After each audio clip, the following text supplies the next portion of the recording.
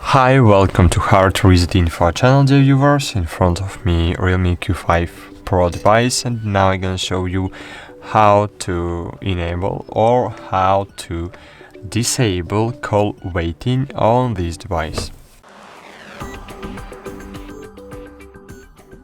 Firstly, open settings, then click on open phone application, then click on the three dots button to click settings, then choose calling accounts, choose advanced settings, and here choose additional settings.